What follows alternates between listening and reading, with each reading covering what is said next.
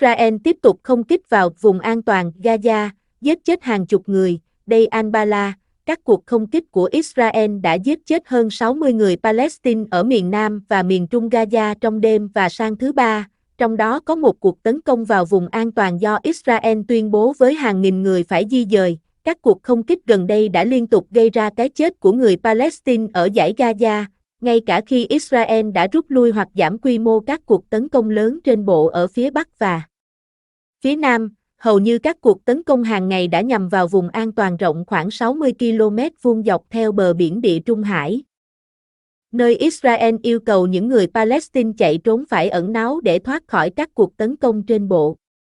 Israel cho biết họ đang truy đuổi các chiến binh Hamas đang lẫn trốn trong dân thường sau khi các cuộc tấn công phá hủy mạng lưới đường hầm dưới lòng đất. Cuộc tấn công nguy hiểm nhất hôm thứ Ba xảy ra trên một con phố chính có nhiều quầy hàng bên ngoài thành phố phía nam Khan Yunis ở Mawasi, ngay trung tâm khu vực có nhiều lều trại.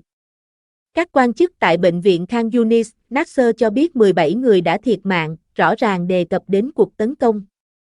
Quân đội Israel cho biết trong một tuyên bố rằng họ nhắm mục tiêu vào một chỉ huy trong đơn vị hải quân của Jihad Hồi giáo ở phía tây Khan Yunis. Họ cho biết họ đang xem xét các báo cáo cho thấy dân thường đã thiệt mạng. Cuộc tấn công xảy ra cách khu nhà mà Israel tấn công khoảng 1 km vào cuối tuần trước, nói rằng nó nhằm vào chỉ huy quân sự hàng đầu của Hamas, Mohammed Day. Theo các quan chức y tế Gaza, vụ nổ đó xảy ra tại một khu vực có lều bạt bao quanh, khiến hơn. Các cuộc không kích mới diễn ra khi Israel và Hamas tiếp tục cân nhắc đề xuất ngừng bắn mới nhất. Hamas cho biết các cuộc đàm phán nhằm chấm dứt cuộc chiến kéo dài 9 tháng sẽ tiếp tục, ngay cả sau khi Israel nhắm vào đây.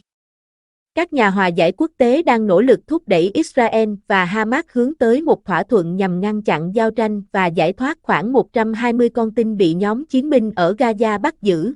Lực lượng Israel đã nhiều lần phải tiến hành các cuộc tấn công mới để chống lại các chiến binh Hamas mà họ cho rằng đã tập hợp lại ở các khu vực của Gaza mà quân đội đã xâm chiếm trước đó. Tuy nhiên, quân đội ngày càng có vẻ tự tin rằng họ đã gây tổn hại nghiêm trọng đến tổ chức và cơ sở hạ tầng của phiến quân trong chiến dịch kéo dài 9 tháng. Quân đội cho biết hôm thứ Tư, AEST, rằng họ đã loại bỏ một nửa ban lãnh đạo của cánh quân sự Hamas và khoảng 14.000 chiến binh đã bị giết hoặc bị giam giữ. Họ cho biết họ đã giết chết 6 chỉ huy lữ đoàn, hơn 20 chỉ huy tiểu đoàn và khoảng 150 chỉ huy đại đội từ cấp bậc của Hamas, và trong suốt cuộc chiến, họ đã tấn công 37.000 mục tiêu từ trên không trong dải Gaza, bao gồm hơn 25.000 cơ sở hạ tầng khủng bố và các bãi phóng. Các số liệu không thể được xác nhận độc lập. Các chiến dịch trên bộ của Israel tập trung vào phía bắc Gaza và các thành phố phía nam Khan Yunis và Rafah, nơi Israel cho biết họ đã phá hủy mạng lưới đường hầm rộng khắp của Hamas. Các cuộc tấn công đã khiến toàn bộ khu vực lân cận bị san phẳng. Trong khi các hoạt động trên bộ vẫn tiếp tục ở Rafah, các cuộc không kích hiện dường như đang tấn công mạnh mẽ vào các khu vực chưa bị ảnh hưởng bởi các cuộc tấn công trước đó ở trung tâm và vùng An. Các cuộc đình công vào cuối ngày thứ Hai và thứ Ba đã tấn công các trại tị nạn Nuseirat và Zawaida ở trung tâm Gaza. Các cuộc đình công nhằm vào 4 ngôi nhà đã khiến ít nhất 24 người thiệt mạng, trong đó có 10 phụ nữ và 4 trẻ em. Theo các quan chức tại bệnh viện Al-Aqsa ở thị trấn Deir al-Bala gần đó, một vụ tấn công khác xảy ra tại một trường học của Liên Hợp Quốc ở Nuseirat, nơi các gia đình đang trú ẩn, khiến ít nhất 9 người thiệt mạng. Đoạn phim của AP cho thấy sân trường phủ đầy gạch vụn và kim loại xoắn từ một công trình bị trúng đạn. Các công nhân khiêng các thi thể được bọc trong chăn trong khi phụ nữ và trẻ em theo dõi từ các lớp học nơi họ đang sống. Quân đội Israel cho biết phiến quân Hamas đang hoạt động từ trường học để lên kế hoạch tấn công. Tuyên bố của nó không thể được xác nhận một cách độc lập. Theo các quan chức y tế và nhà báo AP, các cuộc tấn công khác ở Khan Yunis và Rafah đã giết chết 12 người. Một nhà báo của AP đếm các thi thể tại bệnh viện trước khi lễ tang được tổ chức tại cổng bệnh viện. Cuộc chiến ở Gaza, bắt đầu từ cuộc tấn công ngày 7 tháng 10 của Hamas vào miền nam Israel, đã giết chết hơn 38.600 người Palestine. Theo Bộ Y tế của vùng lãnh thổ này, cơ quan không phân biệt giữa các chiến binh và dân thường.